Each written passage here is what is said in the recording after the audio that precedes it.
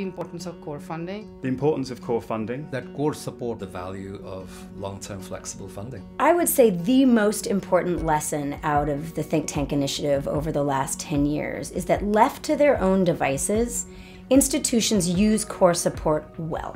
They use it to invest in the capacity of their scholars. They use it to maintain independence of their research agenda.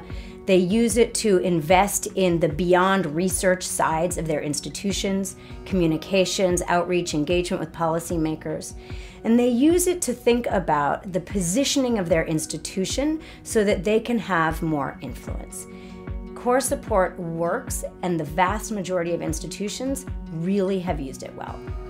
Core funding is important because it helps to strengthen institutions. It has helped them think through their strategies, so organizational strategies. It's not just about working on one particular project or a bunch of projects, but actually thinking through where it is that they can make the biggest impact given the organizational structure, their vision and their mandate, and investing in those resources required to make that biggest impact. We have innumerable stories of how the think tanks that we've worked with, by using the core flexible funding, have been able to identify problems, undertake research, position themselves as key influencers on those issues, and have gone on to generate policy options, and in many cases have those policy options adopted by government, and are now even involved in helping with the implementation and monitoring of those things. Beyond the importance of core funding, a big lesson coming out of TTI is funders should also think about how they encourage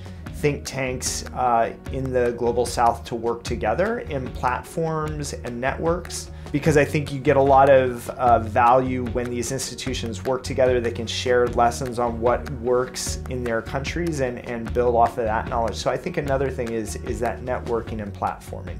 Capacity building support really does need to be targeted to the needs of those organizations. And so, when you're working with a completely different, diverse mix of stakeholders, different, economic, social, policy, research questions, making sure that you have that capacity support that's kind of meeting their needs based on an assessment has been a really important lesson from the program. I think the donors need to be patient to know that evidence-informed policy making doesn't really start bringing impact after 1 or 2 years. It takes time to do that, and it takes institutional building to do that. By empowering the grantee, you build a more, I would say, sustainable and trustworthy relationship, and that is actually the best way of achieving that impact that we are all aiming for. Think Tank Initiative has been a very bold experiment, testimony to the foresight of the funders on how they could foresee the importance of strengthening think tanks in order to strengthen the knowledge ecosystem, which in turn would strengthen good quality public policy making in developing countries. These things take time. These things don't happen overnight. But with time and with patience, Think Tank Initiative has now demonstrated effectively and with a lot of evidence that core support, stable support, assured funding, even if it's a small amount of the budgets of think tanks, matters a lot.